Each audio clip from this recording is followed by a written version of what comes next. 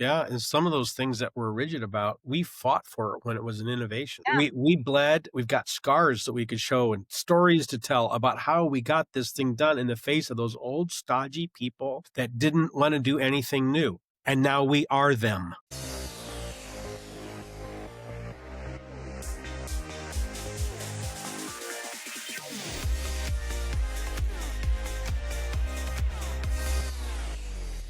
Mark, I'm so excited to have you here today. We're going to talk a lot about the difference between managing and leading and what that means, especially for our audience members who maybe have that question themselves. And then your approach to executive leadership and what those three turns are, as you call them. But before we dive into all of that, what is your background that you want to share with us? What are you working on? What are you passionate about that has brought you here today? Well, over what has become a long-ish career, I've gotten deeply engaged in executive leadership development. That includes things like executive thinking, like using the executive function of your brain for the executive function of the organization. It has included things like really working at the person. So their emotional intelligence, their awareness of the room, their ability to listen and really perceive what's going on instead of just coming in and making something happen that they want to happen. And everybody is kind of shutting down and waiting for them to just talk because they're always being talked over. Those kinds of aspects that make for good, long, strong leadership where the person keeps developing and so can the organization. That's just become my space. I got really involved in this a long time ago as things were starting to become new for how you do group process and how you do group discernment and how you make complex decisions. This got some new and interesting research in the late 1980s. The most famous book of them all was Getting to Yes by Fisher and Urey. And this is where we pick up the language of win-win scenarios. And people began to do brainstorming and actually write on newsprint. This is even before we did mind mapping or could project it on a computer screen. And it was so new at the time because people were used to the big boss saying, this is what we will do. I said jump. Everyone asked how high. That leader was typically a tall white fella and began to open up new ways of working. And it meant then that others could begin to experience their own leadership gifts and begin to grow. And that's just where I was starting out in my career. So I've gotten to walk with a lot of organizations, international organizations, manufacturers, retail, legal, service, NGOs, where they began to do this kind of work. And I got engaged in process consulting as a very specific way of doing that work, which is different than coming to an organization and saying, I know stuff. Let me sell you my knowledge or let me sell you my time. You began to say, I don't know and you don't know. So let's dig in and find out the adaptive moves. Let's iterate this thing. Let's figure it out. And then knowledge leaks into the organization instead of it being proprietary. And so that you are developing people inside the organization to take it from here, which means as the consultant or the process consultant, you have to keep learning or you'll have nothing to offer in the future when Mm. they their next thing to iterate and to work at. So that's my career. And sometimes people are very interested to know that I built up an organizational development firm across a number of years and helped to found the Society for Process Consulting, which offers a professional credential in that particular field. So, been an interesting career, and I get to sit now with a lot of executives as they're planning on business continuity and succession. That's kind of where I'm focused. That's awesome and so cool to be able to say that you saw the beginning to now that transformation and be a part, actually produce that transformation Yeah. too within the Yeah. industry. It's just one of those things where you're like in the right place and right time. You can't call it an accident, but you also can't say I made this happen. I just got to be there, witness it, participate in it, add some things to it and help it come about. I love that. And so cool. I get goosebumps thinking about how, it takes a team and great minds together to collaborate together. And what you're also talking about is how we had a shift from one mind dictating what everybody should be doing to collaborating and finding the strengths and the opportunities and aligning those in the people that we're working alongside. But I don't wanna assume anything, and I know our audience is probably curious, what is involved in that process development? Because to me, it sounds like really great situation where as a consultant, you're coming in and you're not assuming you know anything about the organization, and you're taking that insight and you're able to help develop from maybe the ground up, or maybe you're fixing a process or system that was not working. But for those that don't know and have a little bit more curiosity, explain what that is for us. Yeah, well, let's just talk about the difference between technical change and adaptive change. Technical change is we have a known problem and we have a known solution, so you fix it. I have a flat tire, so I change the tire. Or if I don't know how to change a tire, I call AAA or the road service to come change my tire. That's known problem, known solution. But what do you do if you have a flat tire 4 days in a row? Mm, Now I got to figure something out, and it may be a unique problem to me. And so you have to investigate, and you may have to eliminate wrong answers to uncover what the best answer might be. Like there's nails at the end of my driveway that somebody spilled, or there's an employee that's mad at me and they're slashing my tires, or it's wear and tear, like manufacturer flaw, or it's a combination of that and the way I drive. But you don't know until you start investigating. That's adaptive space. And in adaptive space, the people who are helping you, they don't know the answer. They might have seen some of this before and might be able to help you get there faster, but they don't know for sure, and you don't know. So sometimes I have people who will say, well, if you start with questions, why would I buy a process consultant time? I want somebody who's got answers. My point is, if you already know the answers, then why do you need a consultant? So right. the idea is to investigate this together. And the only thing I have really to bring to this is having done that kind of investigation, that kind of iteration elsewhere, which can maybe make the process go a little bit faster, a little bit more focused, and to have some skill at laying it out and following the steps. But I think in the end, it's the ability to ask questions and mental rigor, the long practice of staying on the questions and getting definitive about what we mean when we say certain things so that we're all in the same process together at the same time. And then maybe there's a third skill, which is creating artifacts so that you actually go back and you check and you follow the process that you laid out instead of starting all over. And that would be the key difference. A lot of subject matter expertise I would not consider consulting. I would consider that being a vendor or a Hmm. contractor or a subject matter expert. And it's all good. It's needed. Process consulting, that person, that process consultant might have some expertise, but that's in their back pocket. It's a tool in their toolbox.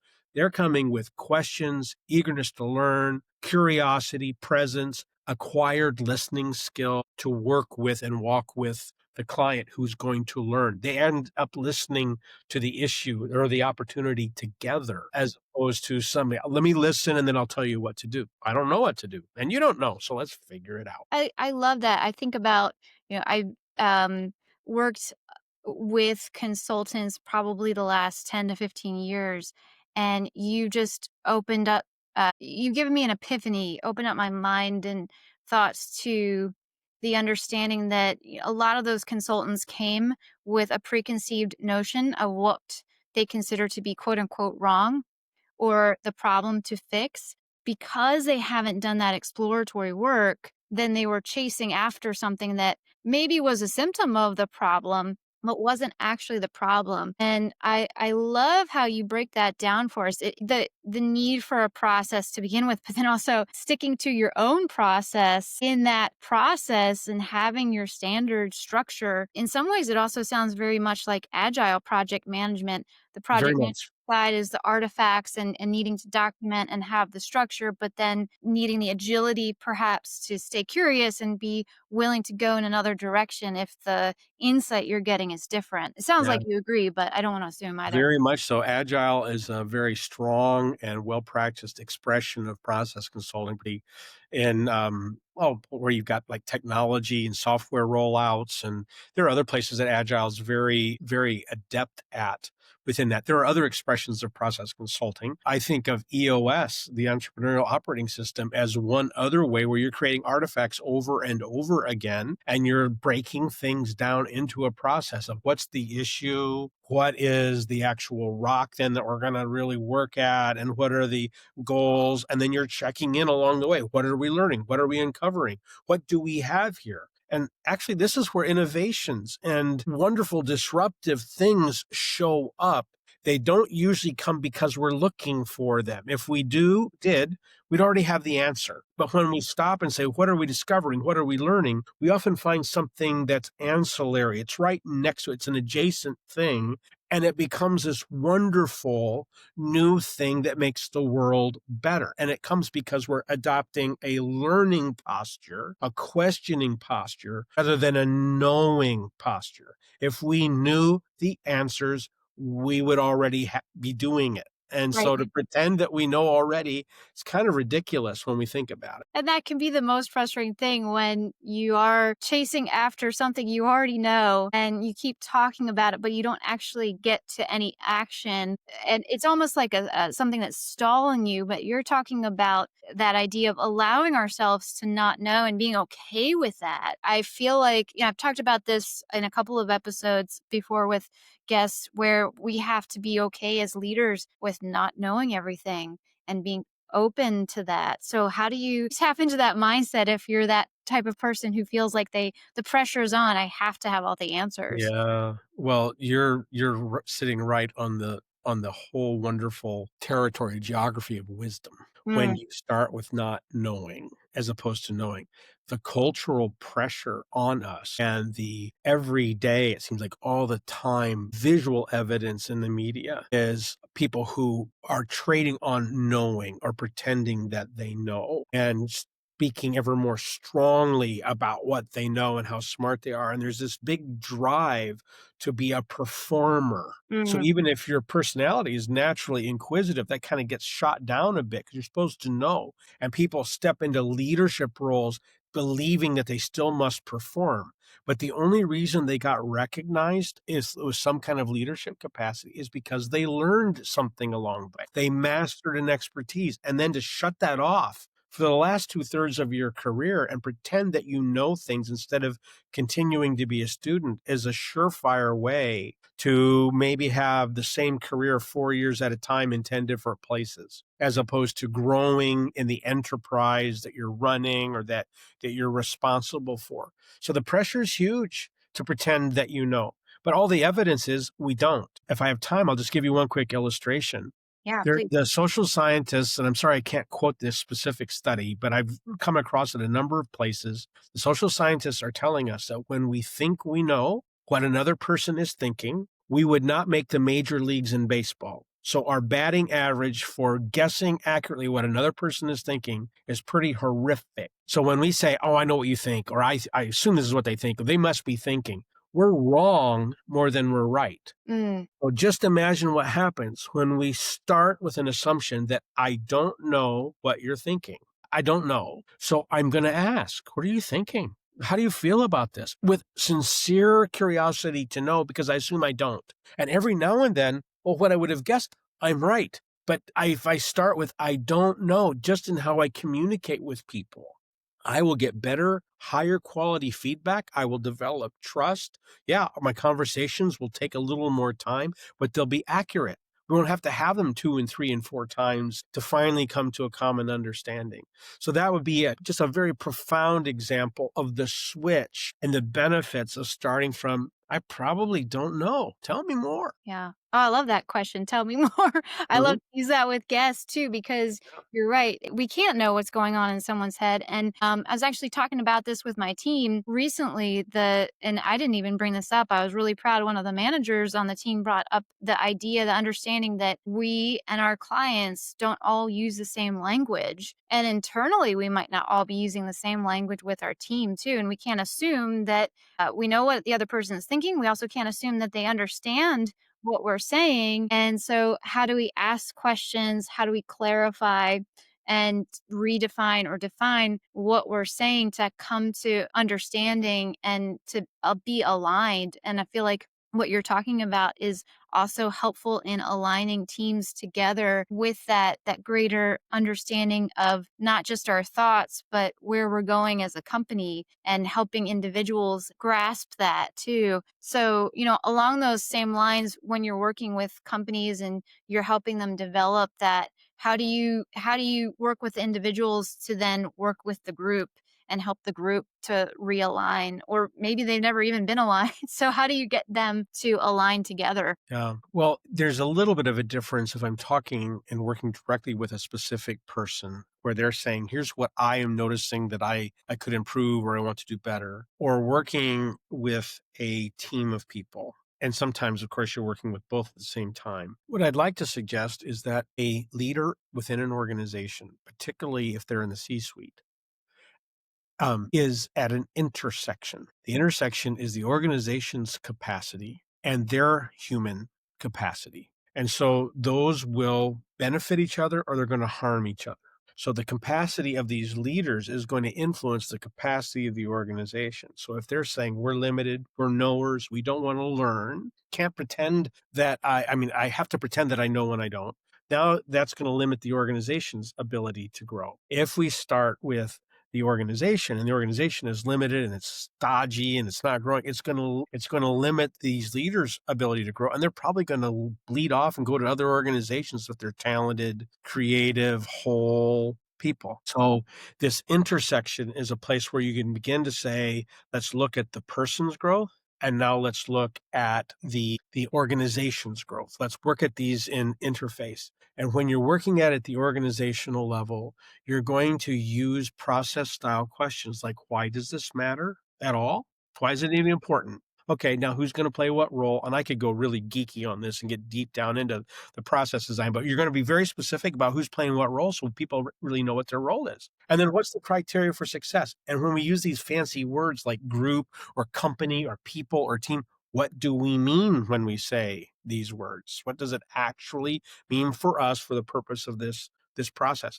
And when you flesh that out, you actually begin to see people start to listen to the opportunity that's in front of them or the problem that's in front of them together. They start listening for the architecture. So I stop being a listener to the person or to the group, because what's happened is now instead of being across the table, we're kind of side by side looking at this issue, listening to it. So now any help that comes, we have co-created it together. We've rendered it together. I'm not helping them. I'm simply asking the questions that get them ready to construct what help looks like. Maybe they're going to need some outside expertise. Maybe Mhm. not. Maybe they've got it within, and the person who's going to lead it now actually is empowered. And what they're doing is understood. There's less of a challenge and a lot more of support. And in that, we're now going to learn because it's adaptive. We're going to uncover stuff we didn't know. And we're going to ask, what do we have here? What are we going to do with it? And that learning then can leak into the organization so that they're stronger from here. So that those very simple, rigorous questions of why and who and what and when and where and how is how you help, I guess. But it gets everybody in a mood to be a part of the help. Yeah. Well, you said the word simple, and I love that because it also makes me think about that idea that, the larger you grow, the simpler you need to be in your systems and even, your processes so that it does not become confusion and chaos for people. In personal experience, I've found that the more you grow and the more complex things get, the more chaos ensues. And even in how we brainstorm or how we talk to one another or the structure of our meetings is if you simplify and you can keep that focus along the lines of what you're saying, then you end up being more productive and more effective as a group because you're cutting all the fluff and you're getting to the core of it, which I feel like that's what you're saying. I love what you said. Now let's just be counterintuitive here. So to get to that simplicity, someone has to manage the complexity. Mhm. Yeah. Right? There's a complexity underneath that, and we have to somehow sort through it to get it down to this distilled, simple, focused, artful even essence. So for many leaders, they don't get there. And so they want the organization to manage the complexity so that their life is simple. And so they don't give the time to things. They just generate ideas and they throw things out there and throw things at the wall, and people have to absorb it. They stop working until they know what the boss really wants to do. And it's a very expensive way of working. When the organizational leaders, the entrepreneurs, the founders, the owners, whatever, work to absorb the complexity and they devote the time that it takes to think in order to make something distilled and simple so it can be carried out. Now you're getting to that process. So I often tell people the questions why, who, what, when, where, how sound very simple. It is an art form to stay so focused that you keep coming back to that simple, essential set of questions so that complexity can be rendered in a set of steps that you're going to follow. So it's not about being brilliant, although I'd like to think I've got some smarts. It's not about that. It's about the rigor and the discipline to keep coming back to that. So you can say, do we have a process that we can follow that somebody actually who's not on the team now could walk in 3 months, read this and know what to do? Yeah. Well, that goes back to what you were saying earlier too about people tending to perform or potentially being in that performative kind of mindset versus that growth and learning mindset. And if we are constantly performing, then complexity has a benefit to us because it does give the appearance of brilliance and genius. And, look at this great model or this great framework, or let's go through steps A to Z. And what you're saying and what I appreciate is that it does not have to be that complex. The brilliance can come from the simplicity, and you were mentioning innovation can be as much of how we're doing something differently, how we're changing a process and revamping a process in the same way that it can be invention. And so the brilliance can come from the newness of a process being restructured or Yeah. reiterated. So Yeah. I just love that. And you're also asking us to define clearly what we mean by group or team or organization. And Mhm. words aren't important, right? Yeah. Yeah. They are. You're making me think. Maybe it's the green wall behind you, but making me think of the Emerald City in Wizard of Oz. Yeah, yeah. So the Wizard of Oz is your consummate performer. Mm, Don't look at the man behind the curtain, look at the head up above and look at all the stuff that we've created. It's all illusion and actually keeps everybody trapped until all of that's stripped away and you have this magician type, carnival person, and you have this little girl and they figure out the simpler way to get what they want, to get what they're after, and everybody gets to go home. Whereas before, all the show kept everybody in place. Now that's maybe reaching for the metaphor a little far, but I think that's what we're talking about. We end up with these constructs that we have to keep inflated, keep going, keep the wind in those sails, and it prevents us from being able to get at why are we doing it in the first place? What's our mission? What's the opportunity to get more of the mission done? Or what's blocking us from getting more of the mission done? What are we going to do? Any form, any product, any service we've created is just a means to that end. So the means can shift, and we don't have to marry our means. We don't have to be in some kind of a covenant relationship that we can't break, and it's like divorce and death. If we are in a learning posture where we will move beyond and transcend the things that we're currently doing to do it better. yeah. Would you say I love that idea. So would you say we should date our processes and not be so committed to that kind of rigid mindset? I think you talked about rigidity earlier too. Mhm. And if we get stuck in rigidity, then we can't innovate and we can't grow and scale whatever our goals are. It's going to be very challenging, at the very least, to get there because we are stuck in an old and potentially stale way of innovating or doing things or just interacting and engaging as a team too. Yeah, and some of those things that we're rigid about, we fought for it when it was an innovation. You're right. We bled, we've got scars that we could show and stories to tell about how we got this thing done in the face of those old stodgy people that didn't wanna do anything new, and now we are them, Yeah. right? Yeah. Resisting those, youngsters who think they know stuff, and then we start sounding like what was said of us when we were just starting out. Well, let's break that cycle. And how do we break it? We break it by keeping the learning posture going. That's what helped us succeed. We keep experimenting, we keep trying, we break things and grow beyond them and figure stuff out. Absolutely. Now, Mark, you talked about needing to define words, and there's a difference, at least I feel. Maybe there's not. And this could be the answer to this question could be very different, but is there a difference between managing and leading? And if so, what does that look like? I've talked about it with other folks before, but I'm curious your take and how we can help our the people on our team who are potentially managers or wanting to be managers and then wanting to grow into leaders too. I feel like there's some nuance there. There is a nuance, and that's a very important word. So we're going to answer this, we're going to make some distinction about something that overlaps. So we're really helped to recognize that, oh, wait a minute, leadership and management have overlap, sometimes significantly so. And sometimes a person who's leading an organization will have a leadership hat in certain moments and a manager's hat in other moments. And sometimes it'll be tough to tell it apart. So if you go research the difference, you're going to find hundreds of iterations of people saying, well, here's the difference. And you'll also find people who use the words leader and manager interchangeably without making any distinction at all. So that really creates a lot of confusion. But let's just start with the fact that they do overlap. So there'd be times that we'd have a tough time making the distinction. So here's how I think of it. And I think it's pretty helpful. If I am leading, I'm talking about where we're going. And if I am managing, I'm taking care of where we are. Mm, Okay. yeah. So, as one who leads in an organization, I have to face into future and future value.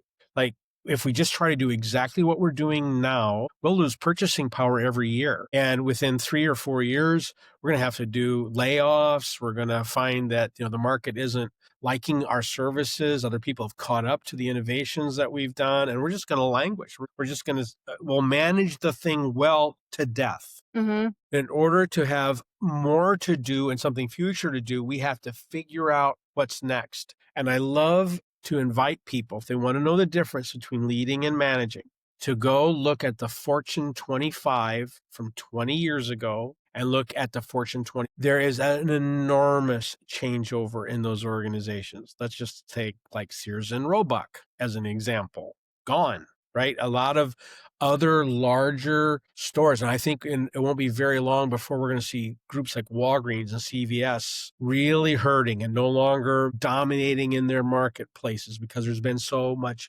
disruption. Those would just be some examples. Big oil is no longer huge. You might say, well, ExxonMobil is, yes, but that's the product of a merged organization, each of which at one point was in that top 25 and merged. They're barely holding their place. Mm, right. So somewhere along the way, those that have continued on, like an Apple, Mhm. figured out some ways to go into new value. So you go from, our little iPods to the phone to something, well, we'll find out, right? What will be the next major thing? They know it's not going to just be the phones that drives their value into the future. So that's the piece that is leadership. Managing is taking care of the products and the services that are there.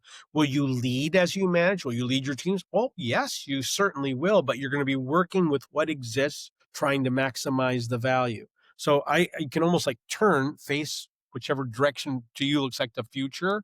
You're going to be leading in that direction when you're taking care of what it is, reporting, doing the paperwork, making sure that everything is operationally strong and pure, you're managing. And so the interchange between the two is where you start to see that overlap.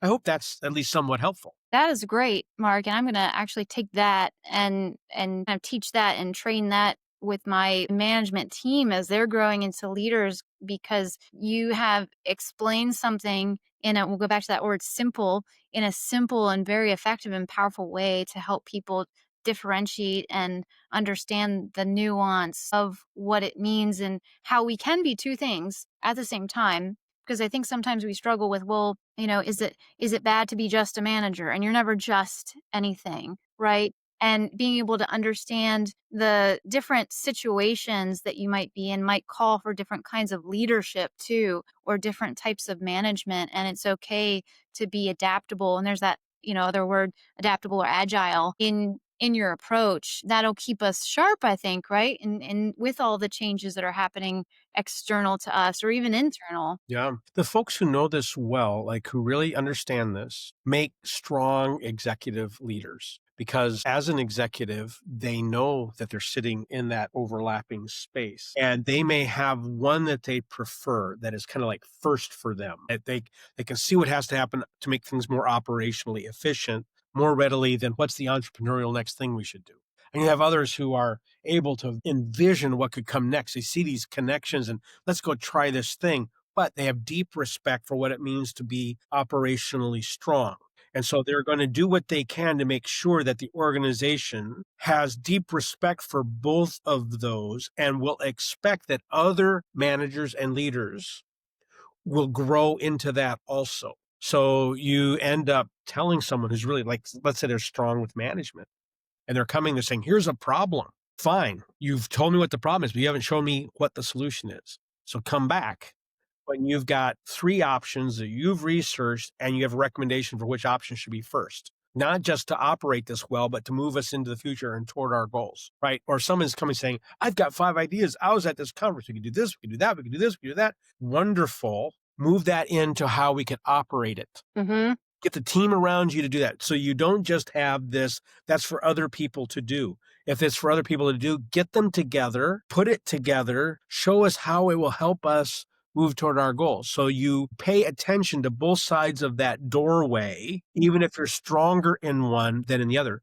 Those folks will be great problem solvers. They will be able to manage complexity and make it more simple for others to execute. I love that, the idea of a problem solver. I like to call it solutioneering. I think I took that from Disney. I don't know, maybe wrong about that. Otherwise, either way, I've adopted it.